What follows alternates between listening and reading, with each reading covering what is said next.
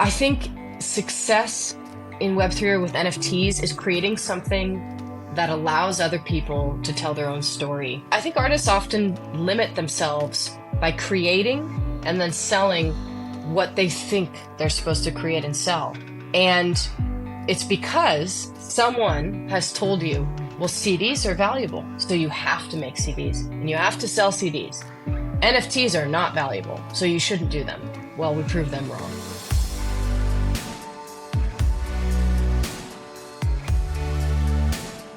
GM, welcome to GM Good Music, a music NFT podcast where we explore the future of music and the artists paving the way.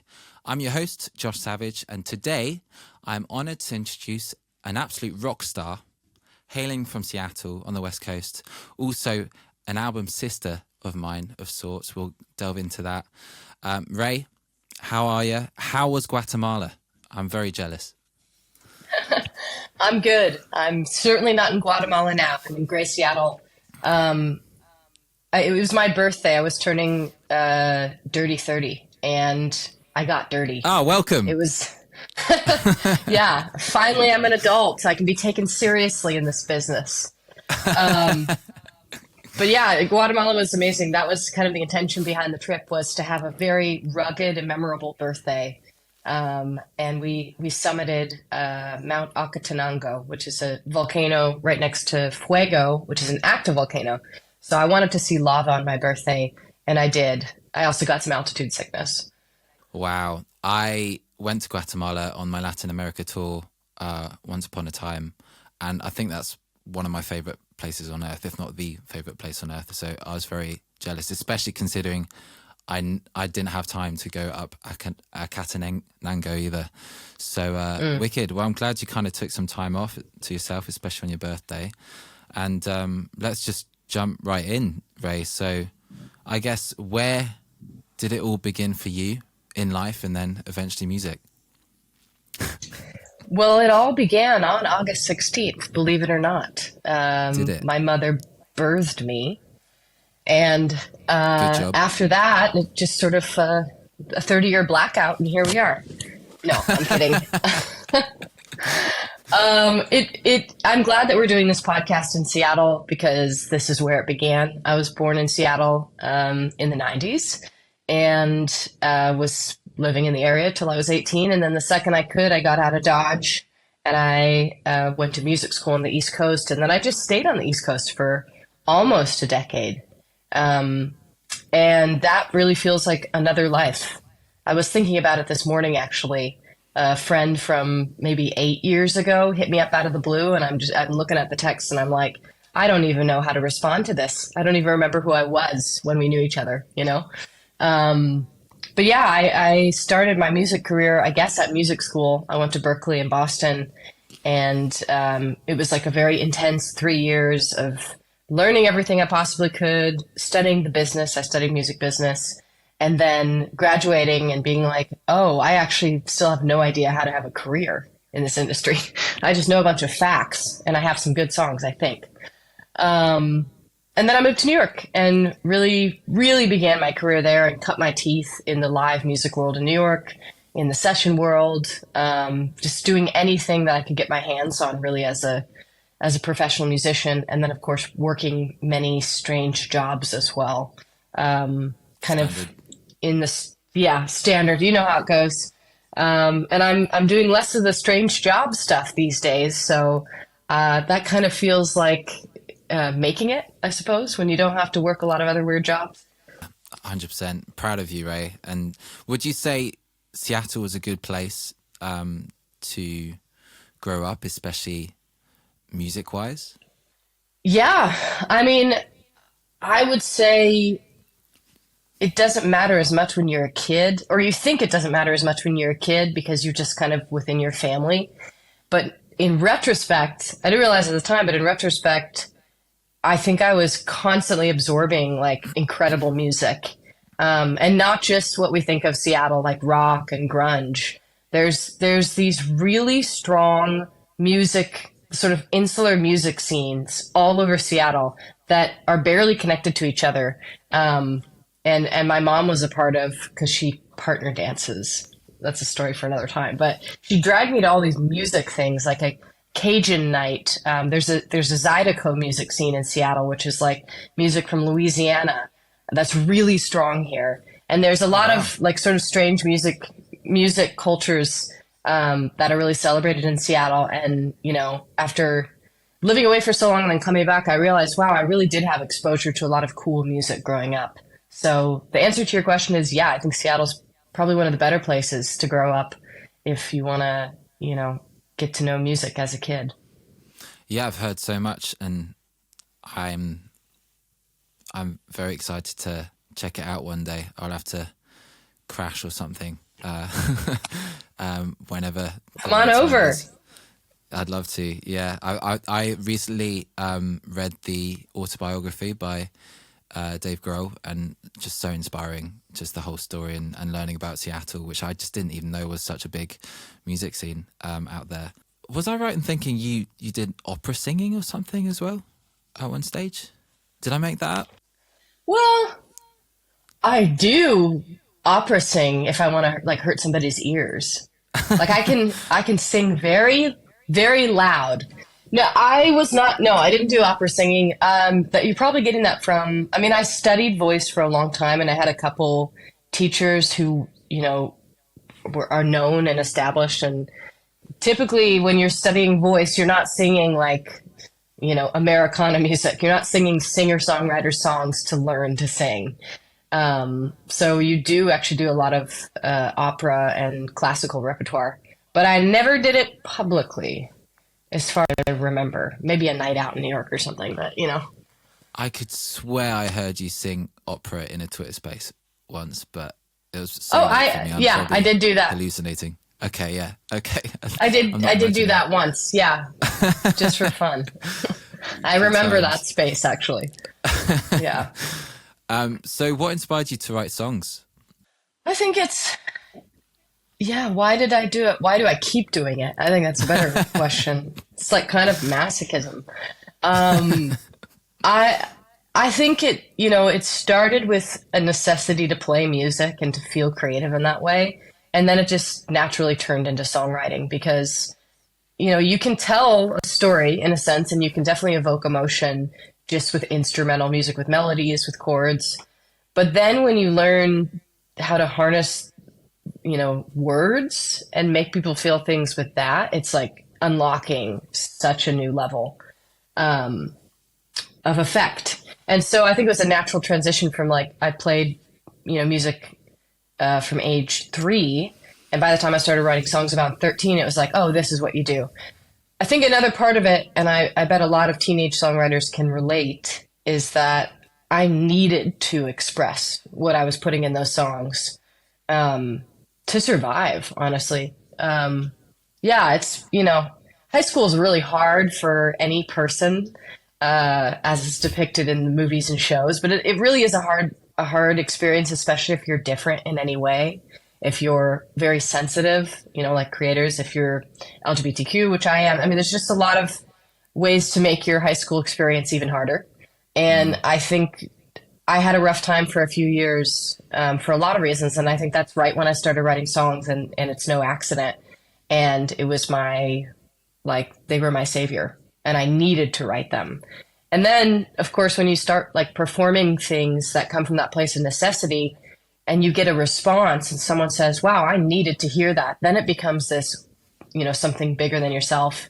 And I think I've been chasing that exchange since I was a teen. And I guess I just answered my own question. Why do I keep writing songs? Because Yeah. it keeps feeling good. And I guess people keep resonating with them. What was the hardest thing for you growing up, especially as a teen? Oh. I mean, I don't know if I can pinpoint it to one thing, but I think in general, there were a few years of instability. Um, yeah, I don't, without going too deep into it, my parents divorced when I was really young, so it wasn't that type of thing. But um,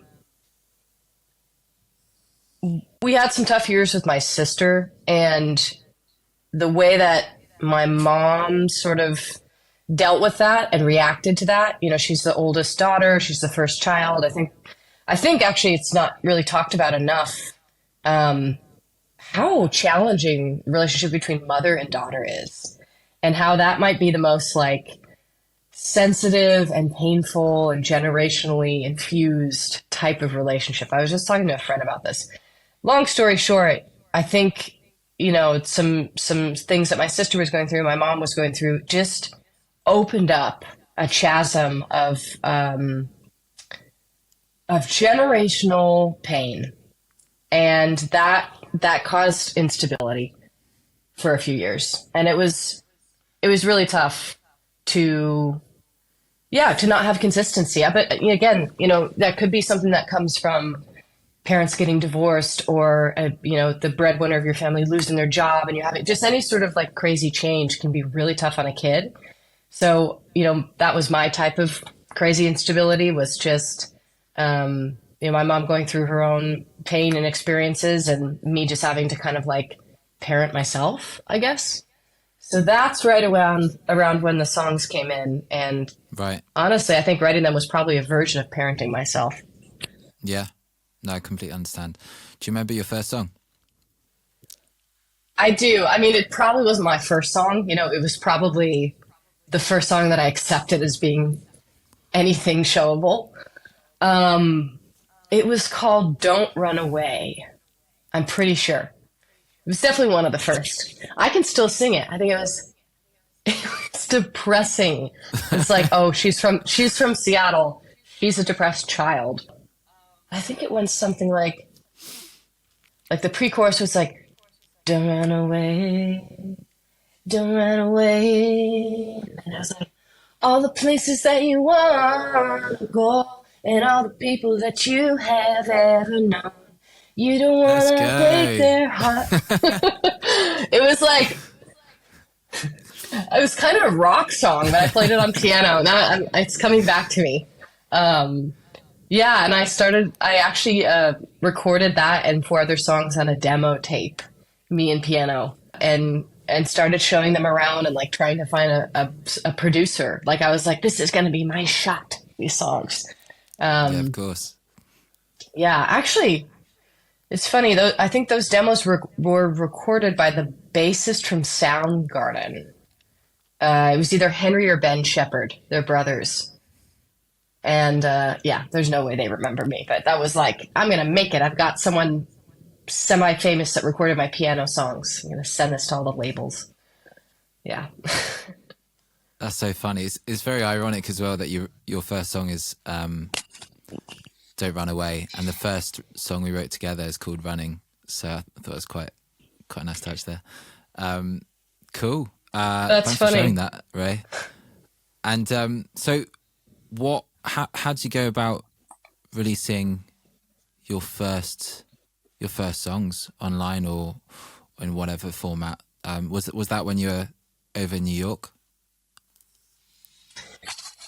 Gosh, I mean, I don't know if you can relate to this, but I have so much music that's, you know, nowhere or somewhere on the internet, but like nobody would know about. I think before I put out my first song as Rae Isla, being like my project, I probably put out 3 or 4 EPs worth of music.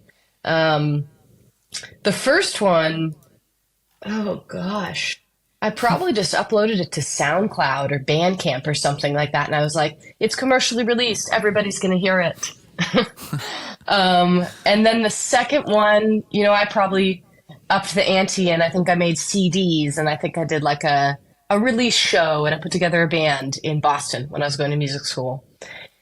But I remember the third EP for sure. I released it under the moniker Rain, spelled Raine, Okay. and it was the EP. The EP was called "Hope Was a Mountain," and I had my friend make a painting of a mountain at Glacier National Park with my face drawn into it. Ego, Jesus. Um, yeah, it was like my face in a mountain. It was like epic. I'd love to see And this. oh, I might have a copy of it somewhere around this apartment. I'll look for it and I'll send you a picture. Awesome. But that one, I actually, I'm like, all right, I've got a couple EPs under my belt. They didn't make me famous. So this one, I'm going to put some more steam behind. And I think Not yet. I got a few write-ups. And we actually threw a release show for the EP. The day I graduated from Berkeley was the day before my 21st birthday. So I was 20. It was August 15th. And so I was like, all right, we're going all out. I'm throwing an EP release show. I'm throwing a graduation party, and I'm turning 21 years old in the United States on the same night. Wow, big week. Yeah, rough morning, let's say. Um, yeah, and I think I did a Kickstarter for that one, and again, it was like just a level up from the other EPs I'd done. And I learned a lot from those releases, but I didn't put music on Spotify until probably 2015 or something like that. And then Rae Isla started as a project in 2017. And, I see. I think each time you release a song or a body of work, it's an opportunity to try something new, especially now with the Web3 stuff. And I think, and it's the same if you're at a major label or not. Like each time you release music, the music industry has changed from the last time you released music, most likely. So you have to try something new. And nobody really knows, the formula for correctly getting songs to people. So Yeah. it kind of takes the pressure off in that way. I wanted to ask you about that actually. Having studied music business at uni, in my words, would you say that was very insightful? Did you get a lot out of that, or would you have said by the time you graduated, the music industry had completely changed by then? Both, definitely. I mean, I think there's a lot of reasons to go to school, and it's never, the simplest reason. Like, I didn't go to school to be an expert in the music business. I went to music school because I loved music and I wanted to be around people who felt the same as me, who could challenge me, who would end up being, maybe collaborators or friends later on, which I guess you could call that networking. That's a big reason why you would go to school. But I actually think what I took away from my education wasn't so much learning about the music business, but was learning about business and, sort of practices that apply to music or film or whatever business you're going to be in. Funnily enough, the classes that stuck with me the most were like copyright classes. I think I took a 9 a.m. finance and accounting class on Fridays. And I sat in the front row. So I was like very Wow. interested because I knew I would need that, right? And record label operations was interesting because even though the record business has changed, and even back then it was changing, operating a business kind of has the same practices no matter what kind of business you're operating. So I think again, this is in retrospect. I was also like a teenager and didn't know what the heck I was doing. I just had to make a choice. But in retrospect, learning how to be a business and operate my life like a business has helped a lot. And it's probably the reason why I really never signed a bad deal. I was always kind of wary of giving things away because I knew early on that what you create, what you put out is your most valuable thing. So you can't give it away. Amazing. You know what? That's definitely one of the things I wish I knew about when I started. To be fair, I kind of ended up in this music career by accident. I just tried it for a year and now it's my full-time thing several years later. But I think it's something as well you're not really taught in the UK. Something that's so amazing about America is that you're taught to have drive, to like seek success and to reach for it. In the UK, it's almost embarrassing if you look for success, which I guess comes culturally because we have great social care this side of the world, and America, of course, if you're not successful, you're basically fucked, right? Because there's nothing that's kind of pick you back up with government funding or anything like that. So it's, for me, one of the best things about jumping in Twitter Spaces is honestly learning from people like you, Rae, from Sammy, and all you go-getters. And I feel like that's really kind of helped me stand out as an artist, especially on this side of the world. So yeah. Well, thanks for being my inspiration there, Rae. And how did we? Well, let's delve into Another Life. That was recorded in Mexico. Is that right? No, that was my album before the Mexico album. I released Another Life when I was living in Mexico, starting to record my second album. Oh, and we should mention this, Rae. So everyone listening, so Rae and I, well, actually, let's talk about how we first met on a Twitter space, actually, first, before we delve into Another Life. Do you remember it? Yes, I do remember it. I just had to teleport myself to a different apartment other than this one. Yeah, okay. I was living in Mexico City. A lot happened during that year. It was probably early March, end of February or early March of 2022. And I was Web3 curious. I was blockchain curious. I was hungry. I was desperate. I was out of money for making my second record. And I needed a path forward for my career, one that was, financially stable, if that's such a thing in music. And I remember I was actively applying for jobs that had something to do with Web3 and blockchain because I just felt that there was something interesting there, even though I hadn't had a job, real job in a while. But then at the same time, I was popping into Twitter spaces and I popped into yours and Violetta's. And a lot clicked for me that day. And you guys let me perform a song called The Gardener. Mm-hmm. And then the rest was sort of history. That's my side. What about your side? You were hosting. Well, we were hosting and we have so many musicians performing and you really stood out for me, Rae, especially, I mean, your voice is absolutely stunning and love your songwriting. But for me, I was like, oh my God, this girl is also in Mexico. That's one of my favorite countries in the world. You also have a song about Mexico. And then when I delved a little bit deeper on Spotify, I thought, oh my God, she also has an album called Another Life, which for me, actually, Love Letters is the Web3 name of Another Life, which is the album I put out on Spotify before releasing it in a much more special way on Web3. So that blew my mind, and so glad that you really pushed forward and absolutely kicked ass later on in Web3. We'll delve into that, but tell us about your Another Life, how that kind of came to being, and that was your first album, right? That was my first album, and actually, similarly to you, I put it on Spotify and everywhere. It was my most commercial release at that time. I had publicists, I had like a distro deal. We got on the radio, we charted, we did all the things. Of course, I didn't make any money, but there were some accolades, I suppose. And we put it out, I think it was May 7th of 2021.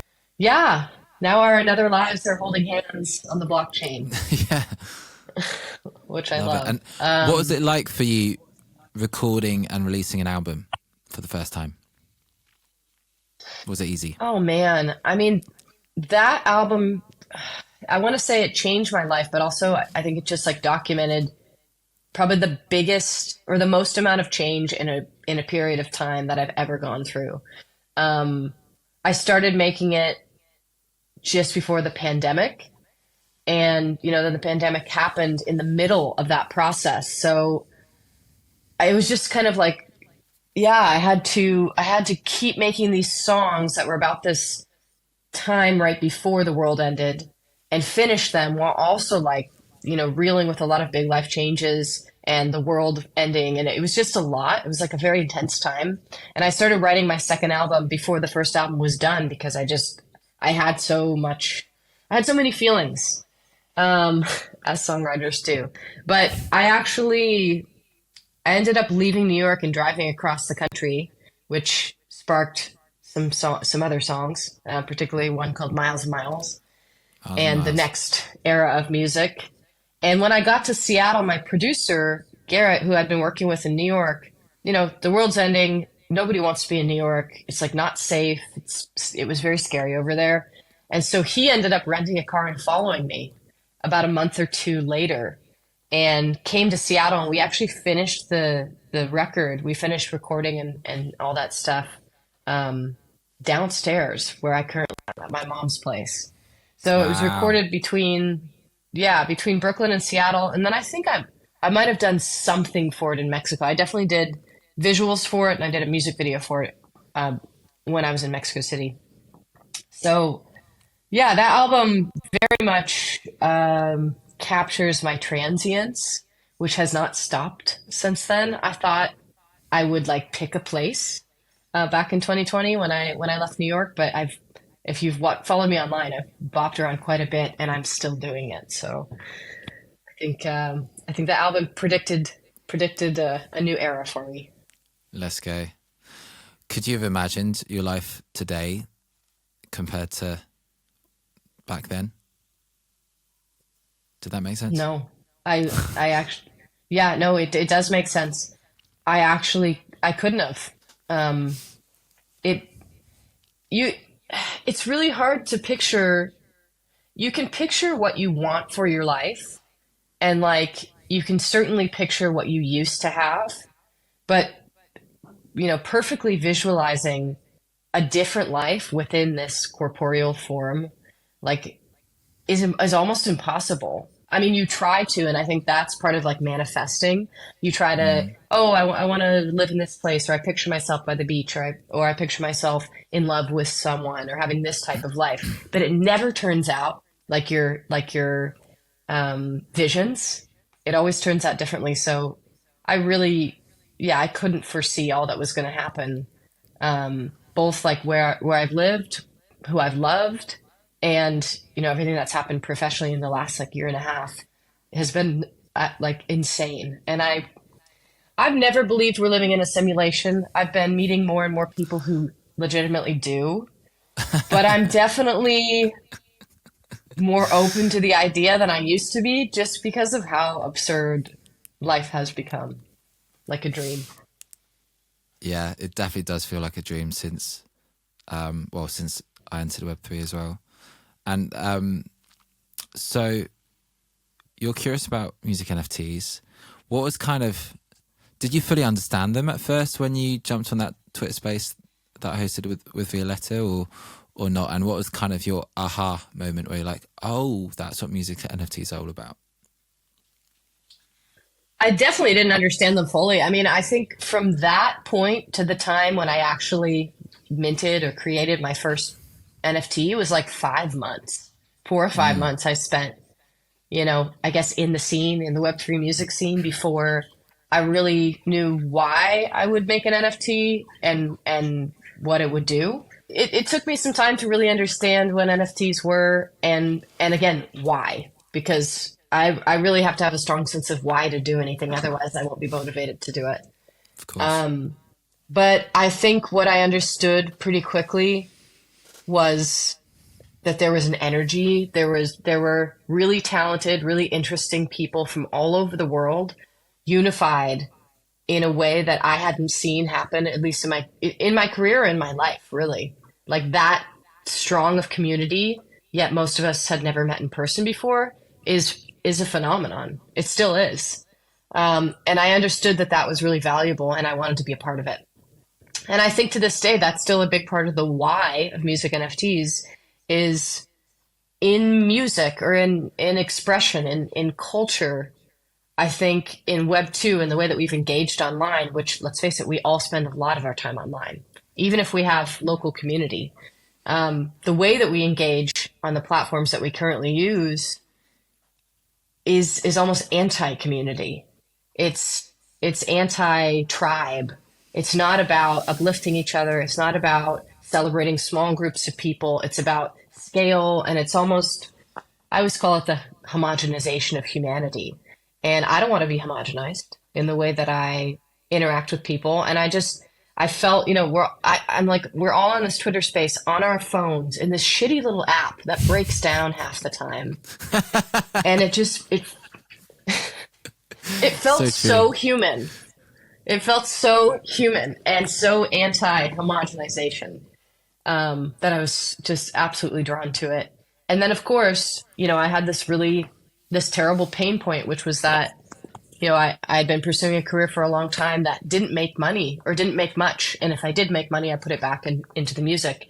And I needed a solution, or I needed to maybe do something else professionally because, after 10 years of just, especially, and maybe this is, sort of shallow, but after 10 years of seeing your friends who aren't musicians, just have, I don't want to say more comfort, but just their lives, progress in a certain way and yours not, it's hard not to feel left behind. And I Yeah. truly believe that musicians or professional artists should not have to suffer and be poor and be, without basic needs because of our pursuit. Anyway, all of that is to say, I needed Web3 exactly when it happened. And so I couldn't have walked away if I wanted to. Yeah, yeah, for sure. So it was 10 years by this point that you're pursuing music full time as Yeah, I such. mean, yeah, if I sort of count going to Berkeley as like the beginning of my career, Okay. which would have been, yeah, which would have been in 2011 I started. So 10 or 11 years Yeah. when Web3 happened. So you understand Web3 and then you start dropping music NFTs. They sell out instantly every single time. I still remember the moment you dropped your first one and the success you had on other platforms such as Glass as well and Sound XYZ or Z for you guys. And then Rocks. Tell me about the Rocks. Rocks. Why we got a ton of Rocks as an NFT collection, as your OG collection? Yeah, the Rae Islas Rocks is definitely the Earth's core of the my NFT offerings. I mean, again, it sort of connects to Another Life, the album. That trip I took across the country during the pandemic, which really changed my life and sparked a lot of songs, and I really mark that as like a definitive shift. And I think it was actually a shift into becoming like finding who I actually was again. It wasn't like becoming someone new. It was becoming myself, I guess. On that trip, I Mm. started collecting rocks again, which I used to do as a child.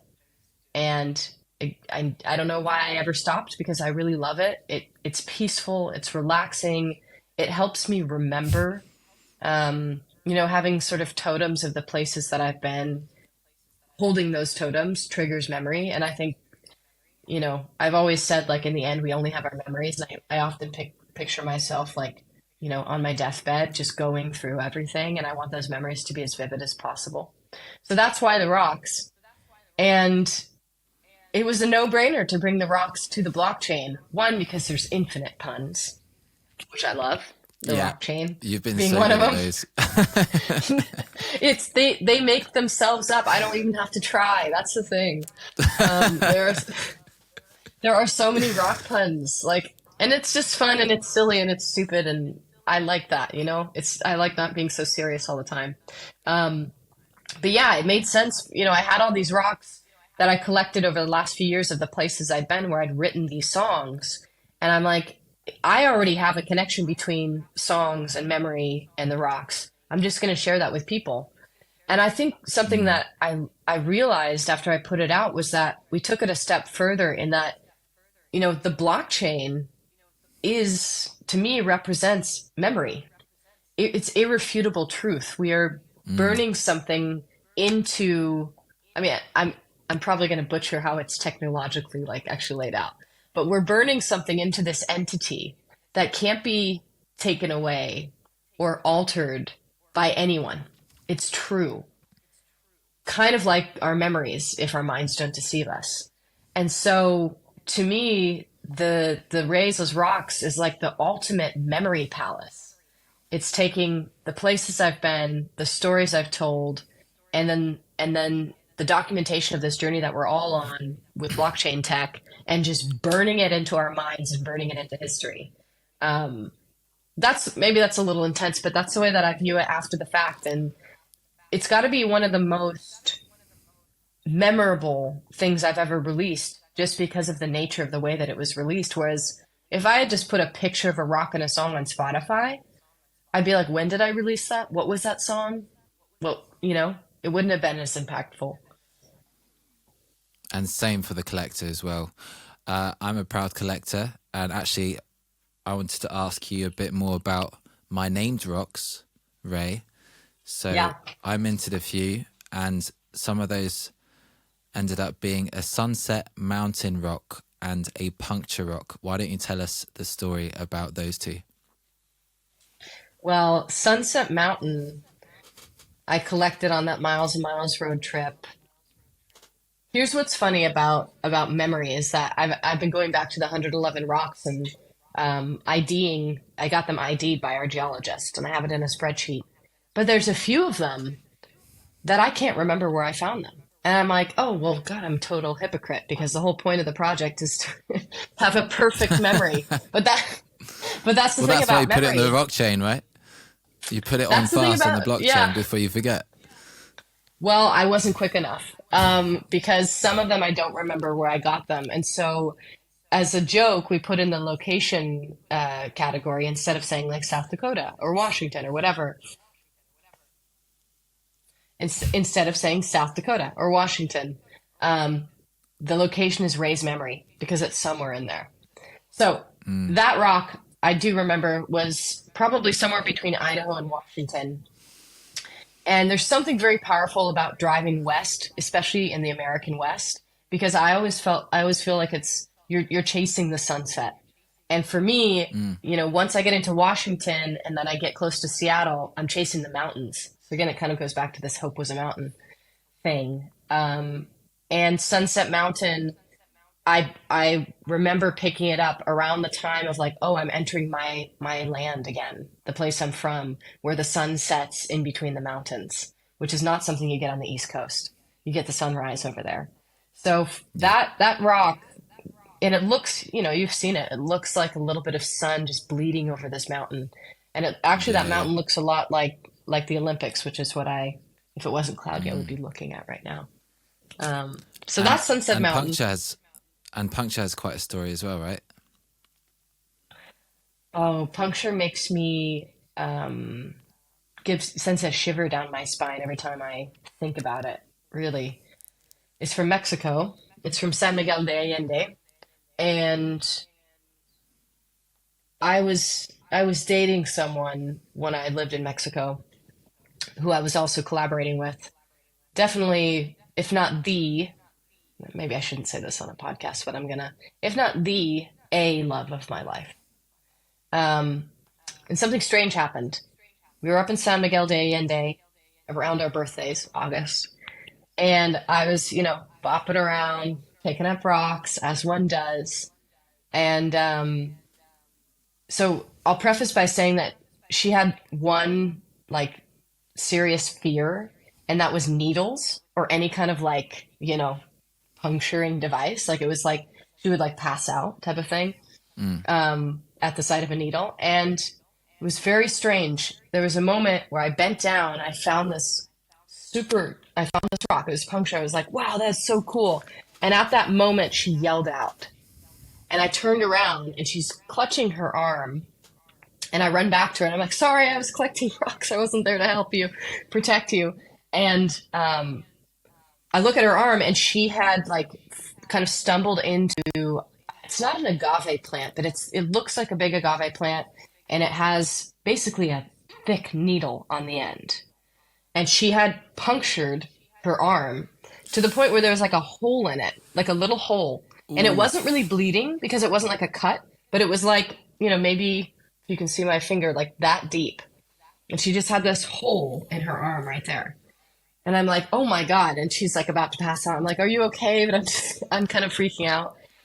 But then I look at the rock that I picked up and it has the exact same hole punched into it. Like I held the rock next to her arm and I was like, this is so creepy.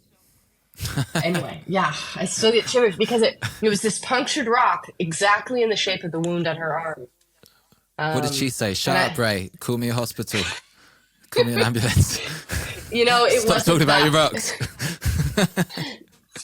In the moment, yeah, she was kind of like, I mean, she was like basically passing out. I was holding her, but shortly afterwards, she agreed that it was very strange that that happened right at the same time.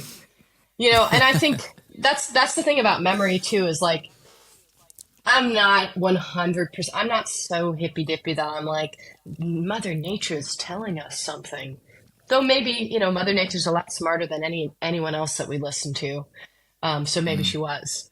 But even just that association with this wound and this love and this rock, I will never forget every single detail of that scene.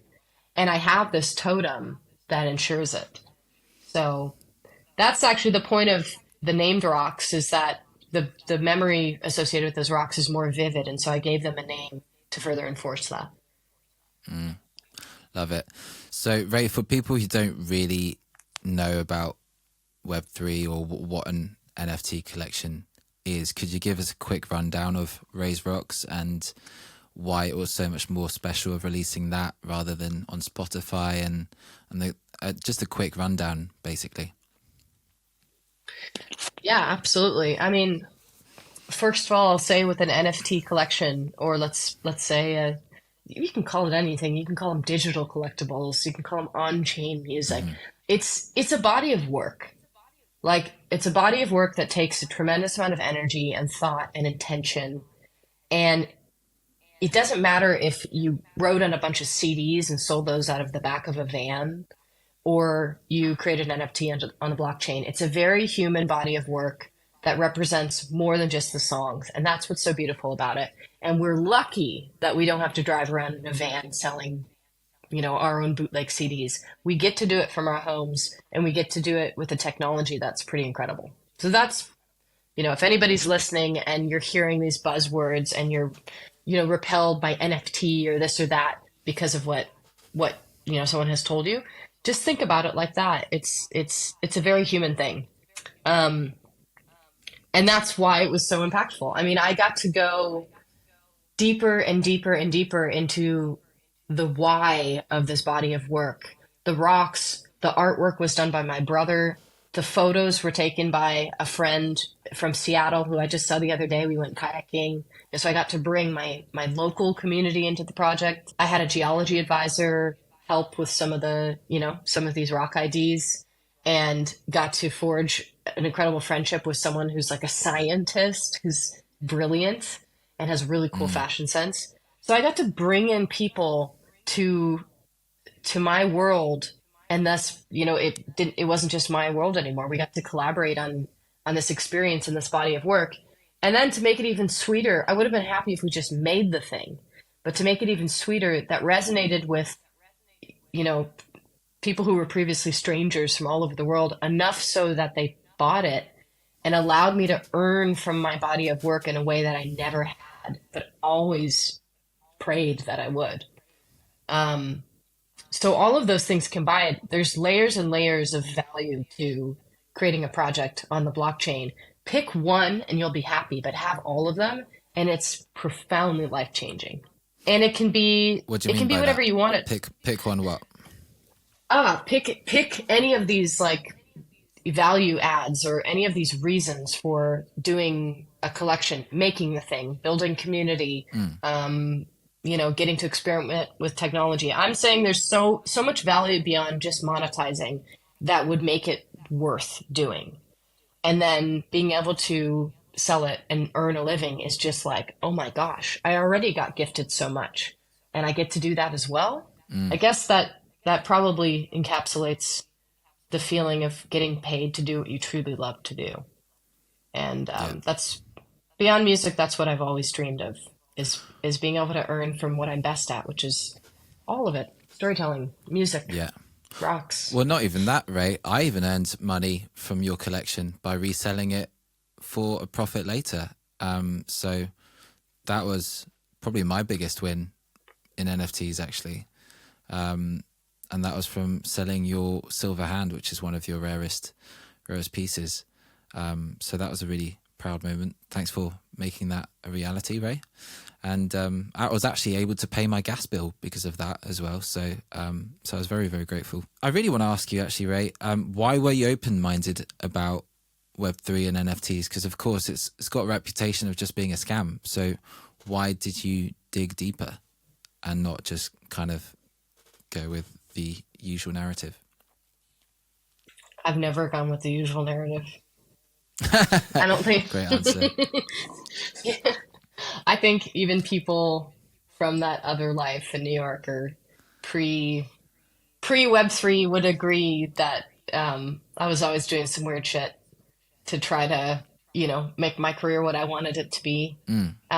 So I think beyond me, I think the people that really are thriving or have thrived in Web3 are the ones that, in general, have kept an open mind, Yeah. in their careers and maybe done, and there's so many talented and successful artists in the scene, but I am going to bring up, these 5 people that we spent a lot of time with, me, you, Sammy, Violetta, and Emma, just because we have some oddly similar things about our careers. I mean, we're all kind of around the same age. We're all singer-songwriters, right? Where it's like instrument and song.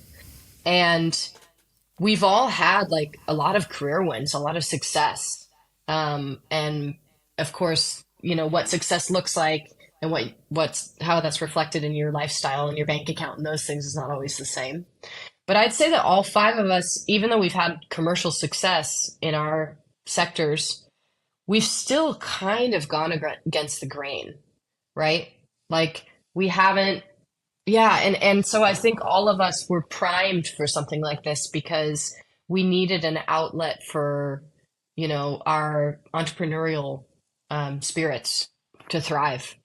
Maybe I'm projecting, but I can say that for myself. I was always an entrepreneur. I loved, building community and creating new ways of doing things, even if I was doing them alone.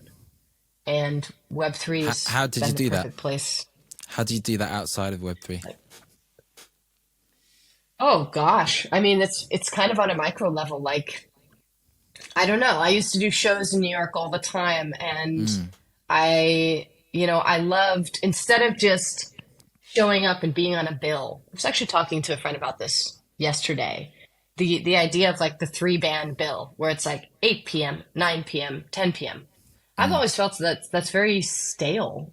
And so when I was in New York, I would throw a lot of events and curate showcases and like create an experience, that wasn't just a show, and then, plug myself in there as a musician. It's kind of like building the stage you want to perform on. Or Yeah. Virgil Abloh did an interview recently where he said, he doesn't focus on designing the product. He focuses on designing where the product is to be shown. And I think I was always really interested in that. And, it wasn't just about releasing songs or gigging. It was about, like, I wanted to world build, even if it was in tiny little ways during my show. Or, yeah, I think that's the right answer. I just got a massive flashback. I just recalled that amazing, I think the first ever Web3 singer-songwriter showcase that you organised in New York that time, which was one of, honestly, a career highlight. It was just so wholesome. It was very intimate. And this was the first time that a lot of us as artists performed live to our communities that we've been performing to every single day. And we got to meet them in person, play a real life show. And that was actually all thanks to you. So it was amazing that that was your first step literally in Web3. I don't think you'd even released a music NFT yet or anything like that. So it was really beautiful that the first thing you did was just kind of give in that way. And I think that's definitely a top tip for people in the space. Like before you even drop an NFT, just give back in whatever way, such as like supporting people on Twitter Spaces or just huge events like that. And I think what's really cool as well is a lot of these NFT projects aren't experienced with running live events, so it's really important to have people like you, Rae, to kind of make that happen. And I feel like there's still a lot to be desired for live music at NFT conferences when it comes to quality and organization, but it's definitely something I feel like you and I can help change, and other people out there too. But yeah, so actually what I really want to go into now is, I loved how you also brought the live sector into an NFT drop. You did an NFT drop based on your tour. Can you delve more into that? How did that work? Yeah, that was, oh man, I mean, as much as I love the rocks and that is the core of everything, that tour project might have been the most fun to do. So what was it? You Because had a few yeah, it's, shows around the States. yes. So I spent 8 weeks going to 8 cities in North America, playing multiple shows, doing multiple events. So spending, about a weekend to a week in each place. And I minted an NFT for each city that I went to. The artwork was drawn by my brother, and it was a series. So if you look at the artwork together, it's me running. It's an illustrated piece of me running in that city or in that setting. So Seattle, it's like the mountains. In Austin, I think it's the Colorado River. Hopefully that's the right river geography. In New York, it's like the New York skyline. And so I really wanted it to feel like I was taking my online community on the road with me in a meaningful way. And then also creating a blueprint for how to have a fiscally successful tour as an indie artist, which we did. The NFTs, as well as some padding from gigs and payment from those things, allowed me to travel, allowed me to fly my band, allowed me to pay my way, to not lose money during the 2 months that I was on tour, and actually make some wages as well. So yeah, it was basically a tokenized tour. You could collect an NFT for each city that I was in. You could collect them all. If you collect them all, then it leads to getting free airdrops for my next collection, and the journey continues. And it was a total success. The way the community came through, and just people were excited. They're like, well, I want two of the Nashville stops because of this, or I want to have the most Austin stops because that's where I'm from, or that's where my mom is from. It, I think success in Web3 or with NFTs is creating something that allows other people to tell their own story through the work. And maybe that's not even just an NFT thing. That's probably an in general thing. But it was so cool to get to be traveling, finding my own story, experiencing my own things, but then hearing stories of other people and how they associated with the places that I was going, as well. Did you have to attend the show to mint it? No, you did not.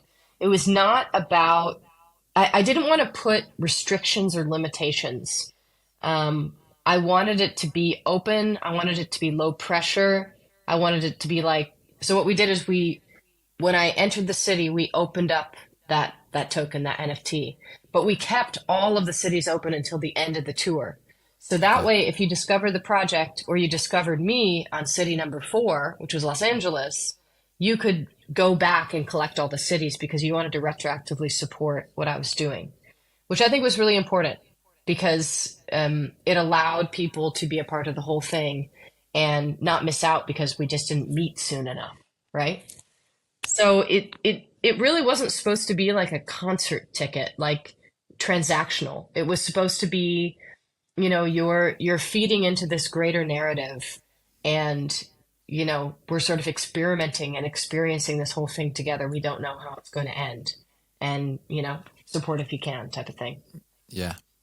Playing devil's advocate here, why, as a punter, would I say mint this tour NFT than buying your CD, for example? So I don't sell CDs. Say you did, for the sake of this example.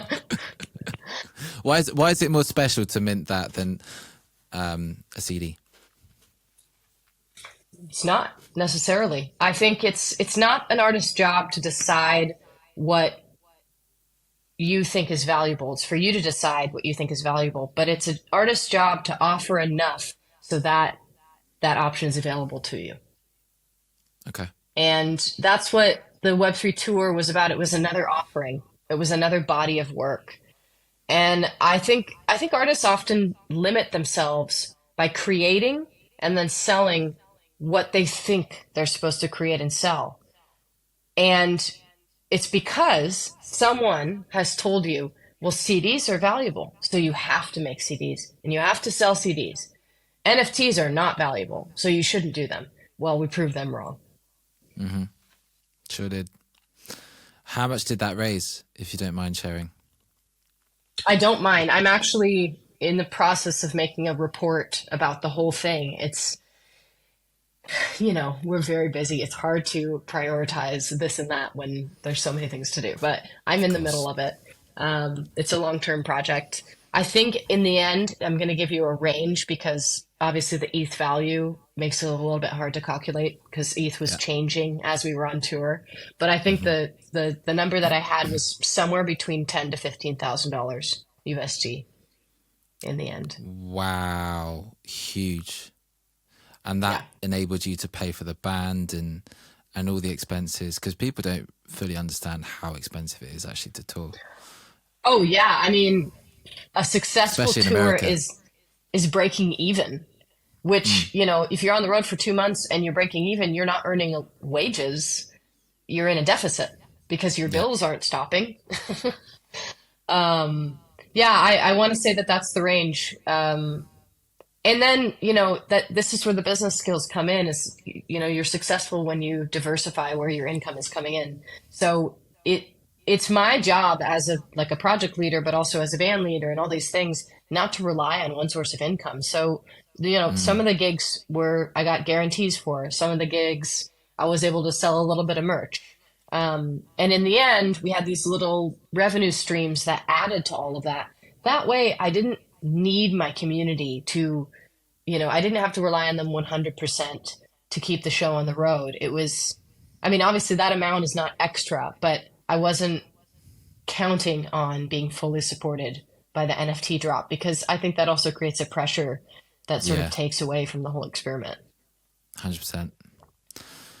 Amazing. Yeah. That's super inspiring, Ray. And so you've been putting out some bangers recently. Thank you. I'm Sorry, I Love You. Probably my all-time favorite Ray song lately, but some close ones with Heartbreak Closer with Sammy and Free to Love have been listening to that all day. Tell us a bit about those, and yeah, well, congrats, by the way. Love those songs and really well written as well. Thank you so much. Yeah, I'll talk about the last two just because they're so fresh.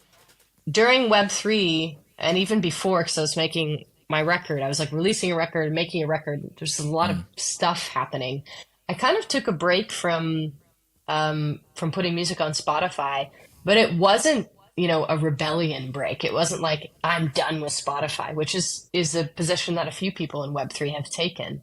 Yeah. I think Spotify is an effective tool, and I think you just have to see it for what it is, not what you want it to be, right? It's kind of like a toxic relationship.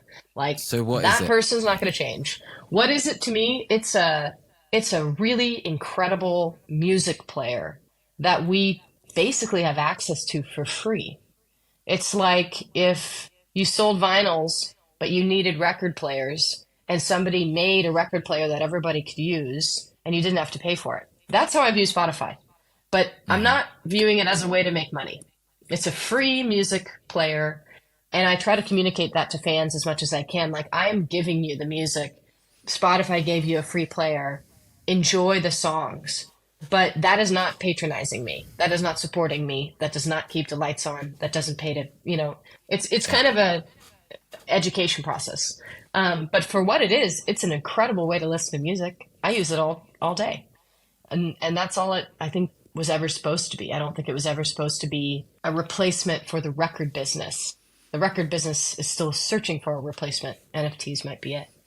But I've been delving back into that world, and it's kind of a game. There's the algorithms on social media you have to consider. There's press. There's creating press releases and just reaching out to people. It's a game, and I'm having fun with it, and I'm not trying to make $1 million from these efforts.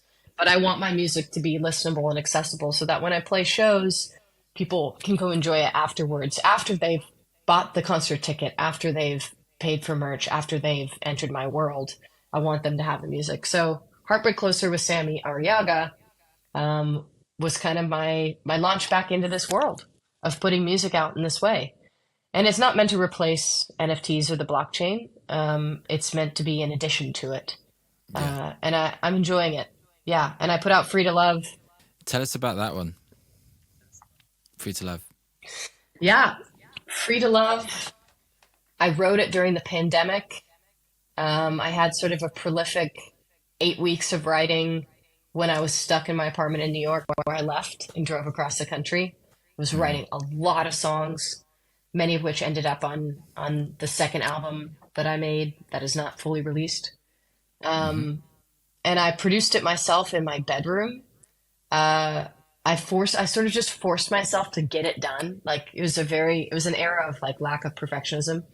And then my friend Cam, who's in a band called King Youngblood from Seattle, incredible rock band. I think they're going to be huge. Added some bass and mixed and mastered it, and that was fun. He also recorded "Thank You, I'm Sorry, I Love You," which is that other track that you mentioned. Yeah. So, and then I put it out, and I filmed a music video for it in Venice Beach. That's going to come out on the blockchain and everywhere else at the end of next week as well. I already saw a sneak peek of it. I absolutely adore it. It's so well filmed, and you look like such a badass, Rae. It was so really fun to make. So fun to make. And then, of course, the good old universe, the good old uni. That's my uni. Yeah. Yours is university. Mine's universe. The uni prompted me to move a block from where we shot that music video. I don't know if I told you this. We're catching up live on the podcast, but I've technically moved to Venice Beach, California. Really? Cool. And I signed a lease a block from where we shot that music video in March. That's another, if you had told me that this would happen, I wouldn't have believed you situation. Oh my God. So you're leaving Grey Seattle? I left Grey Seattle. I'm actually just up here for shows. Oh, wow. Okay. I didn't know that. Yeah. Wow. Cool. Surprise. We need to catch up more, Josh. We do. But, life gets in the way, especially as an artist and doing several jobs and whatnot in one. So as we close off, Rae, I guess what's next for you? I'm really focused on live shows. I'm trying to fill the concert calendar, both solo and with the band. I have a show in LA next week, and then I'm going to Toronto. I'm flying to TIFF, Toronto International Film Festival, because a project that I worked on is premiering there, and I'm going to do a show. And then we've got something in Santa Fe, and just kind of sprinkling in these tour dates. I've got a festival in Joshua Tree. I'm just trying to get back into that game. Again, it's like Spotify, like all these other things. It's its own game, and it requires attention that I really wasn't fully able to give when I was 100% invested in Web3 and NFTs. So trying to find balance and make sure that these other pockets of my music career are getting attention too, which I'm sure you can relate to. Oh my God. I mean, time flies. It's scary. Yeah, it does. Awesome, Rae. Well, I guess, what's your top tip for aspiring artists just to get their career started, but also to enter Web3? Wherever you're at is where you're supposed to be. I think it very rarely helps to look at where somebody else is in their career and wonder, why the heck am I not there? Because their life is not yours. So I think just if you're sitting down and you're saying, I'm going to have a music career starting today, be honest with where you're at. Be grateful for where you're at. Don't compare yourself to where somebody else is at. You'll go insane. And try to give as much time and energy as you can to the work. The work being creating the music, but also understanding why you're creating the music and the narrative around the music, which I think, is essentially just getting to know yourself. Really take time to get to know yourself. That's So your important. marketing strategy also. Somebody else cannot tell you your own story. And so the more that you know your story as an artist, a musician, creator, the better you're going to do. Yeah, And the same comparison goes is for the what, yeah. death of happiness, and I completely agree with that, Ray, wholeheartedly.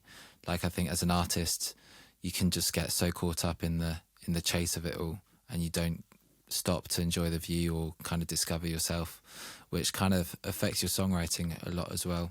I think it's important to take that time out, which is productive for your creativity. But of course, it's so hard to kind of be disciplined in that, especially when it comes to writing songs, when you could just do like a gig or something like that. And it's really important to find that balance. Awesome, Ray. Well, Ray, I really, really appreciate you giving your time for us here today, and especially with you doing shows left, right, and centre. Anything else you'd like to mention, and where can people find your work online or in real Yeah. life? Well, real life, I'm currently in Seattle. You can follow me to Venice. It's really hard to find me IRL because I'm always bopping around. But no, all of my shows are on my website, raeisla.com/shows. And honestly, the best way to find anything you want, whether it's NFTs or the music or videos or whatever, is to go to google.com and type in RAE space ISLA, because I've been working on my SEO for years and it's finally doing well. Oh gosh, teach me. Nice. Love it. Thanks, Ray. Well, we've been GM Good Music. Have a lovely day, and we'll see you again next week. Big love. Thanks, Ray. Thanks, Josh.